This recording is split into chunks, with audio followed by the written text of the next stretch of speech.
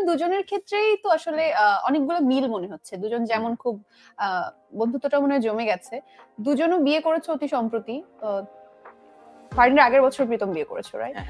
এবং দুজনেরই love marriage এবং মোটামুটি দীর্ঘদিন। ফারিন একটু এগিয়ে আছে, ফারিনের একটু বেশি।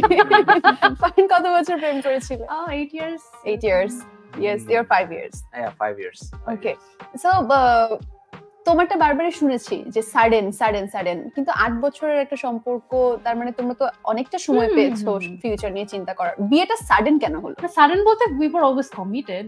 সাডেন বলতে ডেটটা খুব সাডেন ছিল, বিকজ আমাদের প্ল্যান ছিল যে ডিসেম্বরে একটু সুন্দর প্রোগ্রাম করে করবো, but in the mean time something happened. মানে আমার কি বলবো, মানে আমার পার্সোনাল লাইফ নিয়ে অনেক ঘাটাঘাটি করছিল হঠাৎ করে মানুষজন।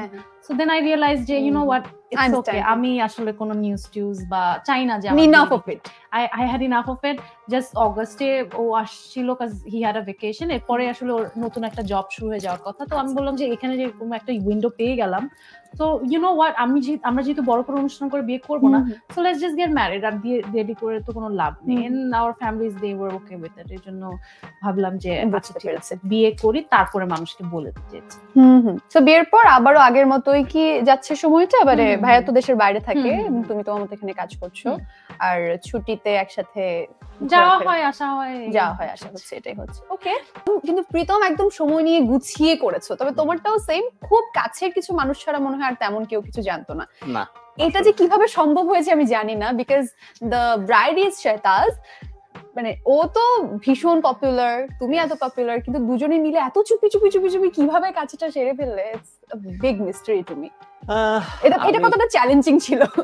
অনেক বেশি চ্যালেঞ্জিং ছিল, বিকজ আমি যখন সম্পর্ক হয়েছিল আমার আসলে আমি যেটা দেখলাম যে আসলে আমি হাতে গোনা 2-1 জন মানুষের সাথে শেয়ার করি, তারা জেনে একটু অবাক হয়।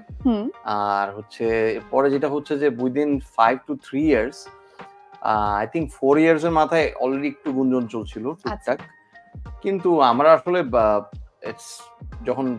যখন বিয়েটা হয় তখন আমরা আসলে যে মানুষগুলো আসলে টুকটাক জেনে এবং তারা এটা ব্যাপারে একটা সিক্রেসিটা মেইনটেইন করেছে, আমরা তাদেরকে ডাক দিয়েছি।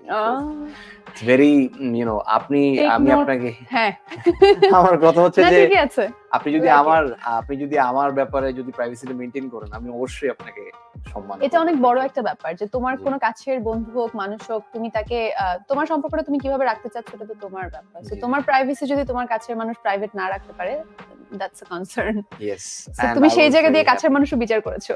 হ্যাঁ, এবং আসলে কাছের মানুষ না, বড় জিনিস হচ্ছে যে আমি আসলে এমনি একটু গ্যাদারিং একটু কম পছন্দ করি। আমি খুব একটু অন্যরকম চাচ্ছিল একটা ডিফারেন্ট পুরো বিয়ের আইডিয়াটাই সে তাদের।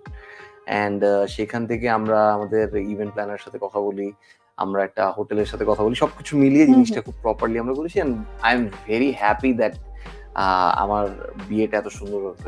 All thanks to Shehtaj.